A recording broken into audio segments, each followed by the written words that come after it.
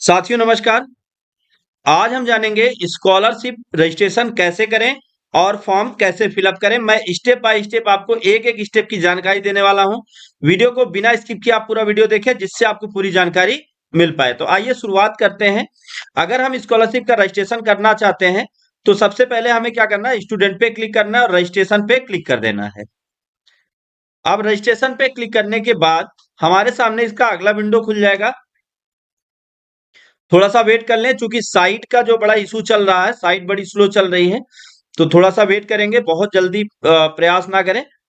तो यहाँ पे हम क्या करते हैं, सबसे पहले हमें क्या करना है, स्टूडेंट पे क्लिक करना है, फिर रजिस्ट्रेशन पे क्लिक करना है।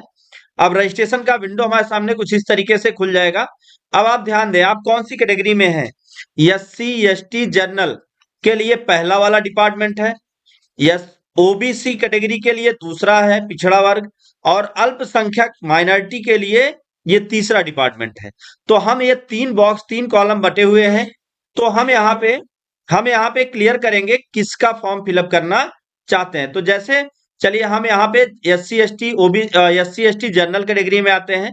अब आप कौन सी क्लास में है, 9th में है तो ये, और अगर आप 10th या 11th या 12th में है तो ये, और ग्रेजुएशन या पोस्ट ग्रेजुएशन है तो पोस्ट मैट्रिक अदर देन, और अगर आप किसी दूसरे स्टेट में पढ़ रहे हैं तो इसका। तो अब हम यहाँ पे क्या करते हैं, यहाँ पे हमें अदर स्टेट को नहीं सेलेक्ट करना। अब हम यहाँ पे इंटरमीडिएट का रजिस्ट्रेशन कैसे करें वो मैं आपको यहाँ दिखाने वाला हूं। तो हम इंटरमीडिएट पे क्लिक कर देते हैं। तो इंटरमीडिएट पे जैसे ही क्लिक करेंगे तो हमारे सामने रजिस्ट्रेशन का विंडो खुल जाएगा। और रजिस्ट्रेशन का विंडो खुलने से पहले आप अपने पास आधार कार्ड और अपना हाई स्कूल का मार्कशीट रख लें, जिससे आपको सारी जानकारी मिलाने में दिक्कत ना हो। सबसे पहले जिला चुनेंगे, आप कौन से जिला में पढ़ रहे हैं।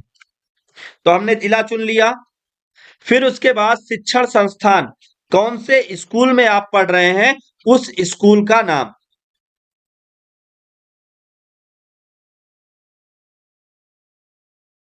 तो स्कूल का नाम चुन लिया।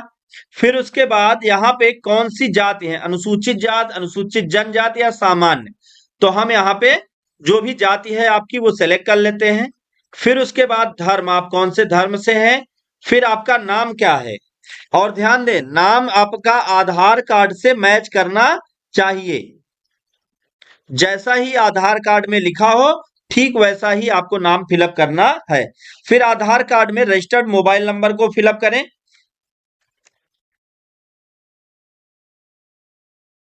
फिर उसके बाद यहाँ पे हाई स्कूल कौन से सन में आपने पास किया वो आप फिलअप करें। फिर उसके बाद कौन सा बोर्ड था, आप बोर्ड को सिलेक्ट करें। फिर रोल नंबर के लिए दो बॉक्स बटे हुए हैं, ध्यान दीजिए। अब इसमें जो पहला बॉक्स है ये उनके लिए है जिनके मार्कशीट में जैसे A B या कोई और एक्स्ट्रा ऐसे कैरेक्टर्स लगे होते हैं, उसको यहाँ पे फिलअप करें और फिर उसके बाद यहाँ पे अपना रोल नंबर फिलअप करें। तो हम यहाँ पे रोल नंबर फिल करते हैं। रोल नंबर फिल करने के बाद फिर हम आते हैं यहाँ पे अपना पासवर्ड बनाएंगे। पासवर्ड आपकी मर्जी से होना चाहिए, और एक अक्षर कैपिटल में, एक अक्षर स्मॉल में, ये जरूर ध्यान दें, और एक स्पेशल कैरेक्टर।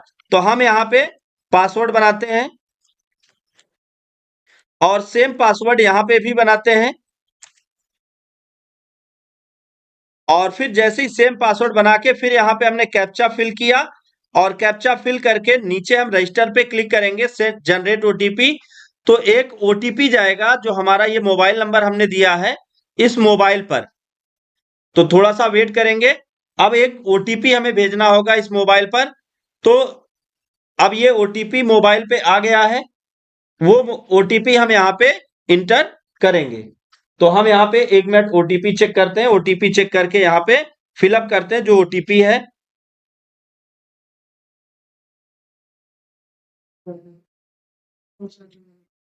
अब फिर उसके बाद यहाँ पे हम ये कैप्चा फिल करके submit OTP and proceed registration पे क्लिक करते हैं, और अब हमारा रजिस्ट्रेशन कंप्लीट हो जाएगा। थोड़ा सा आपको वेट करना है, आपका रजिस्ट्रेशन कंप्लीट हो चुका होगा। तो 1 मिनट का थोड़ा सा वेट करें, चूंकि ये देखिए आपका रजिस्ट्रेशन कंप्लीट हो चुका है। यहाँ पे आपका रजिस्ट्रेशन नंबर, सारा डिटेल आ गया है। इसको आप प्रिंट करके रख लें, सेव करके रख लें। जिससे आप इसका यूज फिर से आप भविष्य में कर पाए। तो हम यहाँ पे सेव कर लेते हैं इसको। और अब हम इस फॉर्म को कैसे भरें, ये मैं स्टेप बाय स्टेप आपको बताने वाला हूं। इसके लिए वीडियो को स्किप ना करें, पूरा वीडियो लगातार देखते रहें। अब रजिस्ट्रेशन कंप्लीट होने के बाद हमें क्या करना है, इस रजिस्ट्रेशन नंबर को आप कॉपी कर लें, चाहे आप कॉपी कर लें या आप लिख लें या याद कर लें। अब उसके बाद होम पर आप क्लिक कर दें। होम पर क्लिक करने के बाद फिर हम आते हैं स्टूडेंट एरिया में। यहाँ हम फ्रेश लॉगिन, चूंकि हमने फ्रेश किया है और इंटरमीडिएट है तो इंटरमीडिएट को लॉगिन करेंगे, अगर अदर है तो अदर करेंगे। और उसके बाद फिर यहाँ पे मोबाइल नंबर फिल करेंगे, जो मोबाइल नंबर आपके आधार से रजिस्टर्ड है। तो हमने रजिस्ट्रेशन नंबर फिल किया, मोबाइल नंबर फिल करेंगे। अब फिर से मोबाइल पर एक ओटीपी जाएगा जो वेरीफाई करेगा। तो यहाँ पे आप पासवर्ड टाइप करें, जो अपना पासवर्ड आपने बनाया था, और फिर पासवर्ड टाइप करने के बाद ये कैप्चा फिल करें और सबमिट जैसे ही करते हैं, सबमिट करने के बाद फिर अगला स्टेप हमारे सामने ओपन होगा। तो थोड़ा सा आप वेट करें जिससे आपके सामने अगला स्टेप आ जाए। अभी हमारे सामने इस तरीके से फॉर्म लॉगिन हो चुका है। लॉगिन होने के बाद अगला काम हमें यहाँ पे डिजी लॉकर सत्यापन करना होगा। तो हम डिजी लॉकर सत्यापन पे क्लिक करते हैं। डिजी लॉकर सत्यापन पे क्लिक करने के बाद हमारे सामने इस तरीके का विंडो आ जाएगा। यहाँ पे हमें click here for DigiLocker verification करना होगा। तो यहाँ पे हम क्लिक करते हैं और हम आपको करके दिखाते हैं डिजी लॉकर वेरिफिकेशन कैसे होगा। वो हमारे सामने इस तरीके का एक विंडो खुल चुका होगा, जहां पे हम डिजी लॉकर वेरिफिकेशन के लिए स्टेप आगे बढ़ाएंगे। तो यहाँ पे सबसे पहले बता रहा है कि इंटरमीडिएट फ्रेश रजिस्ट्रेशन है, रजिस्ट्रेशन नंबर दे दिया है, मोबाइल नंबर दे दिया है। अब उसके बाद ये जो कैप्चा है यहाँ पे इनपुट करना है। तो कैप्चा हम फिल करते हैं और फिर यहाँ पे टिक करके वेरिफिकेशन के लिए जनरेट ओटीपी करते हैं।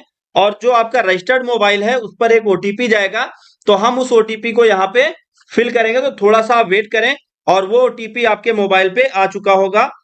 तो हम वेट करते हैं। ओटीपी यहाँ पे अब इनपुट करेंगे जो ओटीपी आया है।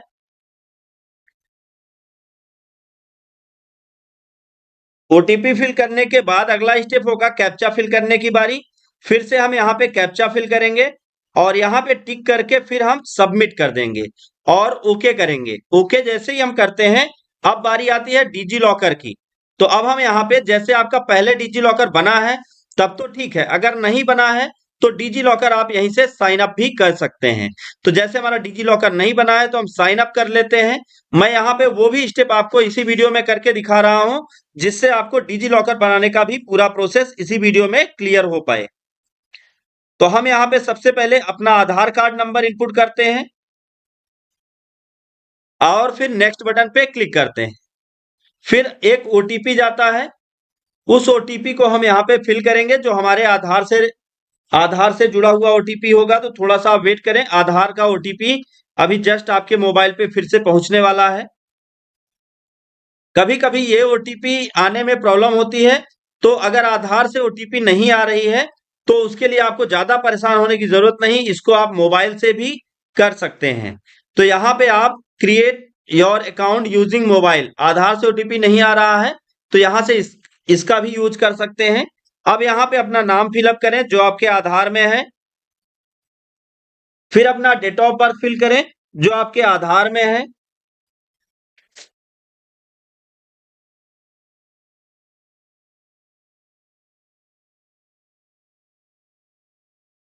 और फिर उसके बाद अपना ईयर फिल करें। ईयर फिल करने के बाद आप मेल है फीमेल है वो फिल करें। फिर उसके बाद अपना मोबाइल नंबर फिल करें। फिर अपना ईमेल आईडी फिल करें, जो आपका ईमेल आईडी है वो ईमेल आप यहाँ पे फिल करें। ईमेल फिल करने के बाद फिर आपको अगला स्टेप फॉलो करना होगा। तो मैं यहाँ पे अपना ईमेल फिल करता हूँ, ईमेल आईडी जो है। तो ईमेल को ध्यान दें स्मॉल लेटर में ही लिखें।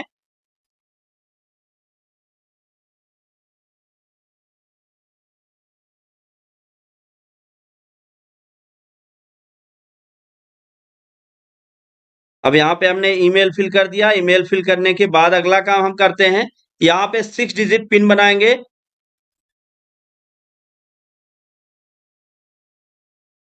अब पिन बनाने के बाद फिर एक ओटीपी जाएगा, जो आपके मोबाइल पे जा रहा है उसको थोड़ा सा वेट करेंगे और ओटीपी जैसे ही आपके मोबाइल पे पहुंचता है उस ओटीपी को यहाँ पे आपको फिल करना है। और अब सबमिट बटन पे क्लिक कर देना है। अब यहाँ पे हम ओटीपी फिल करते हैं और सबमिट बटन पे जैसे ही क्लिक करते हैं तो अगर ओटीपी और सारी चीजें सही रही तो आपका डिजी लॉकर बनकर तैयार हो जाएगा। आपको थोड़ा सा वेट करना है। तो ये देखिए डिजी लॉकर बन गया है। अब डिजी लॉकर बनने के बाद आपको अपना एबीसी कार्ड वेरिफिकेशन कर लेना है। यहाँ पे सारी चीजें डिजी लॉकर क्रिएट होने के बाद हमें अगला काम क्या करना है, डिजी लॉकर सत्यापन पे फिर से क्लिक करना है। जैसे ही डिजी लॉकर आपने क्रिएट कर लिया, डिजी लॉकर क्रिएट करने के बाद आप डिजी लॉकर से सत्यापन करें ऑप्शन पे क्लिक करें और उसके बाद डिजी लॉकर को लॉगिन करना होगा। तो थोड़ा सा आप वेट करें जिससे आप डिजी लॉकर को लॉगिन कर पाए। अब फिर उसके बाद यहाँ पे ऐसे ऑप्शन आ जाएगा click here for DigiLocker verification. जैसे ही हम यहाँ पे क्लिक करते हैं तो हमारे सामने हमारा इसका अगला विंडो आ जाएगा। यहाँ पे हमें आगे दिए हुए स्टेप का फॉलो करना होगा। तो थोड़ा सा आप वेट करें, चूंकि सर्वर बहुत अच्छा चल नहीं रहा है इसलिए थोड़ा सा टाइम ले रहा है। अगर आपको भी प्रॉब्लम हो रही है तो आप अपना नेट स्पीड भी एक बार चेक कर लें। और सर्वर का इशू तो थोड़ा बहुत बना है, इसमें थोड़ा सा टाइम ले सकता है, तो उसके लिए आप परेशान ना हो। अब यहाँ पे हम जो कैप्चा यहाँ दिखेगा उस कैप्चा को हम फिल करेंगे और मोबाइल पर एक ओटीपी जाएगा। ये कैप्चा हम यहाँ पे फिल करेंगे, मोबाइल पे ओटीपी जाएगा और उस ओटीपी को हम फिल करेंगे। तो यहाँ पे हमने किया जनरेट ओटीपी। जनरेट ओटीपी करने के बाद अब यहाँ पे जैसे ही हमने जनरेट ओटीपी किया, जनरेट ओटीपी के बाद ही हमारे सामने इस तरीके से ओटीपी का मैसेज आ जाएगा और हमारे मोबाइल पर एक ओटीपी पहुंच चुका होगा।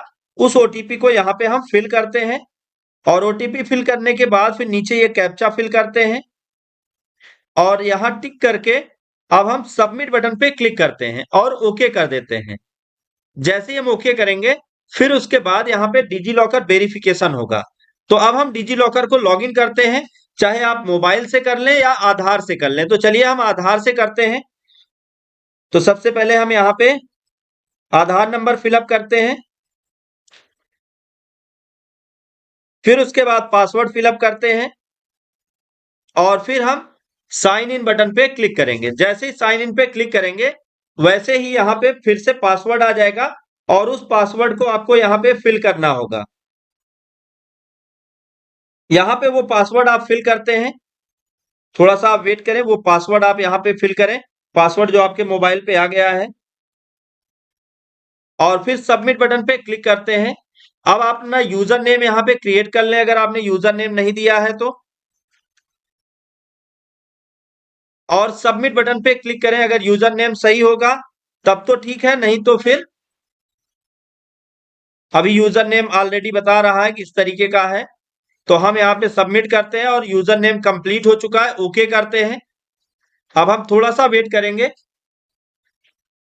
और अभी यहाँ पे अलाउ ऑप्शन पे क्लिक करते हैं। अलाउ पे क्लिक करने के बाद अगर आपका रजिस्ट्रेशन और ये सारा डिटेल जो आधार से आपके रिलेटेड है ये मैच कर जाता है तो आपका जो है डिजी लॉकर वेरिफिकेशन कंप्लीट हो चुका होगा। और फिर उसके बाद ये देखिए यहाँ पे आपका नाम और सारी चीजें आ गई। वेरीफाई डिटेल पे क्लिक कर दें, आपकी विद फोटो भी आ जाएगी। आपका फोटो आ गया, यहाँ पे आपका नाम, सारा चीज आ गया, सारा डिटेल। अब आपको क्या करना है, आपका ये डिजी लॉकर वेरिफिकेशन कंप्लीट हो चुका है।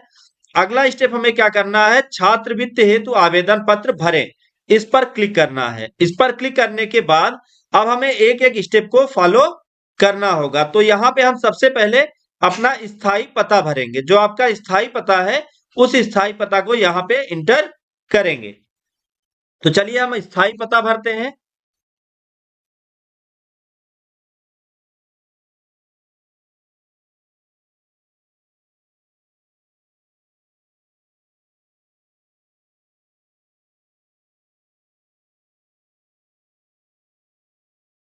और पिन कोड के साथ भरें।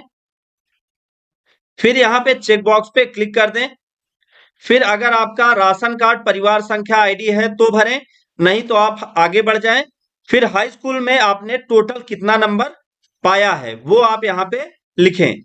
अब उसके बाद यहाँ पे अपना रजिस्ट्रेशन जो आपका पूर्णांक था उसको भरते हैं। फिर उसके बाद आपका प्राप्तांक प्राप्त पूर्णांक कितने का था वो भरते हैं। सबसे पहले प्राप्तांक भरेंगे, फिर पूर्णांक भरेंगे, फिर कौन से क्लास में है, 11th में या 12th में, वो भर लें। फिर उसके बाद वर्तमान सत्र में प्रवेश तिथि, यहाँ पे वो डेट इनपुट करें जिस डेट में आपने एडमिशन लिया है। तो उसके लिए आप अपना एडमिशन रसीद निकालें। जब आप एडमिशन करा रहे थे तो उसमें आपको एक फीस रसीद मिली होगी, उस रसीद पर वो डेट लिखी होगी, तो आप उस डेट को यहाँ पे फिल करें। तो ध्यान दें, रसीद में ही वो डेट मिलेगी और कहीं वो डेट नहीं मिलेगी। अब यहाँ पर हम जो एडमिशन डेट थी वो इनपुट करते हैं। तो हमने एडमिशन डेट यहाँ पे लिखा। फिर उसके बाद आपका जो रजिस्ट्रेशन पंजीयन क्रमांक है, अगर वो आपके पास है तो आप भरिए, और ये भरना बहुत ही इंपॉर्टेंट है, ये आपको मिल जाएगा। आप देख लें अपने उसमें क्या नाम है, जो रजिस्ट्रेशन नंबर का स्लिप मिला है उसमें लिखा होगा। अगर नहीं है तो आप स्कूल से पता कर लें, और कौन से बोर्ड से है वो आप फिलअप करें। तो मेरे पास जैसे अभी नहीं है तो मैं यहाँ पे 00 करके ही आगे बढ़ जाता हूँ। फिर उसके बाद स्कूल से पता करके इसको आगे अपडेट करेंगे। तो यहाँ पे आप आवासी हैं, मतलब हॉस्टल में रहते हैं तो आवासी, अगर आप घर से पढ़ रहे हैं तो दीवा करें। फिर कितनी फीस आपकी लगी है, तो जो फीस आपकी स्कूल में लगी हो वो आपके रसीद में आप अपने स्कूल में जाके पता कर लें और उस फीस को यहाँ पे इनपुट करें। फिर अगर आप विकलांग की श्रेणी में आते हैं तो यहां से आप इसको सेलेक्ट करें, नहीं तो आप आगे बढ़ जाएं। फिर यहाँ पे आपको क्या करना है, कह रहा है गत वर्ष में छात्र प्राप्त की धनराशि एवं अन्य विवरण, अगर पाया है तब तो भरिए, और नहीं पाया है तो भरने की जरूरत नहीं है। तो जैसे अगर नहीं पाया है तब भी एस्ट्रिक लगा दो, आप 00 कर सकते हैं। अब यहाँ पे कह रहा है गत वर्ष में परीक्षा, तो गत वर्ष में परीक्षा 10 थी, परीक्षा फल पास था, पूर्णांक जो था और प्राप्तांक कितना था, और फिर उसके बाद स्कूल का नाम क्या था।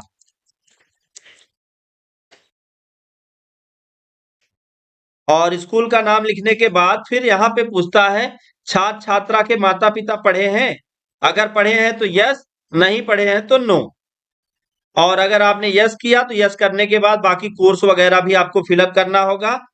फिर उसके बाद यहाँ पे कुछ ऑप्शंस पूछता है, इनको आप अपने हिसाब से पढ़ के टिक कर लें, जो आपको लगे कि हाँ आप इस कैटेगरी में आते हैं, तब तो फिर आप इसको टिक करें, नहीं तो आप आगे बढ़ जाएं।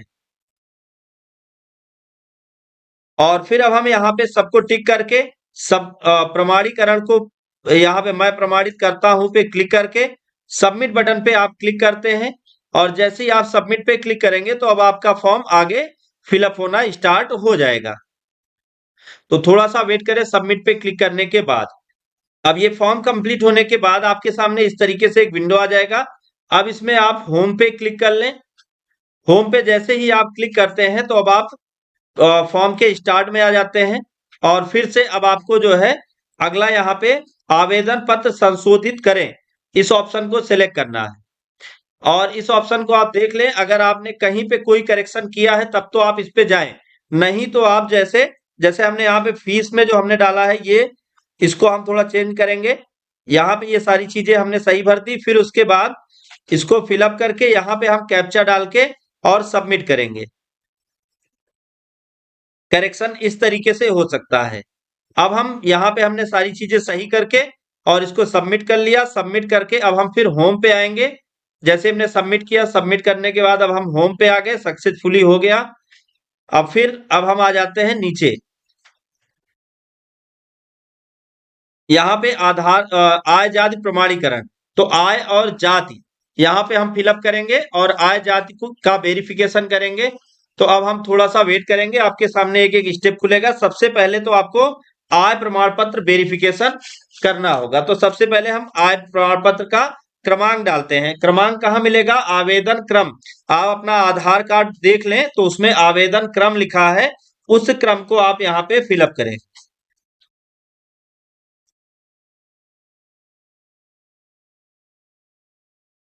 और सारा डिटेल यहाँ पे सही भरें, क्योंकि अगर आप इनकरेक्ट डिटेल फिलअप करते हैं तो फिर प्रॉब्लम होगी। अब आय प्रमाण पत्र क्रमांक, तो जहां पे आपके आधार उसमें प्रमाण पत्र क्रमांक लिखा हुआ है वो प्रमाण पत्र क्रमांक यहाँ पे फिलअप करें।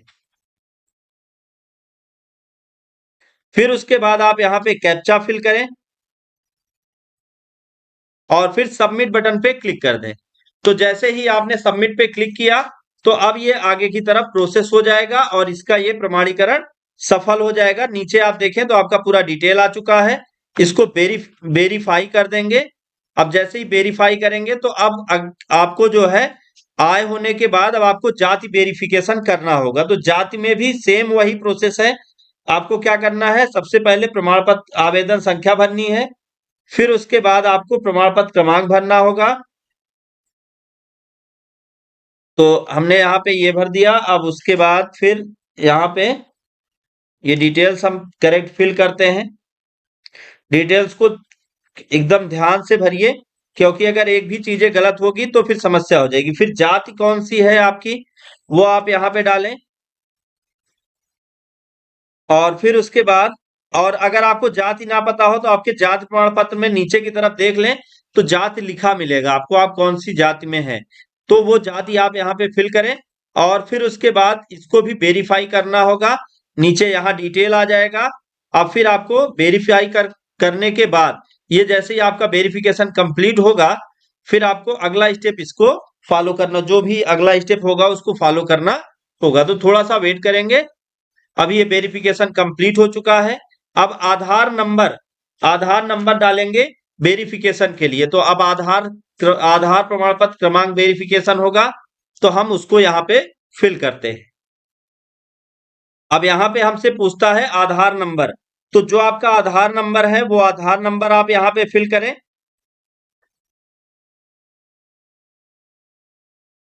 फिर नीचे भी सेम नंबर आप फिल करें।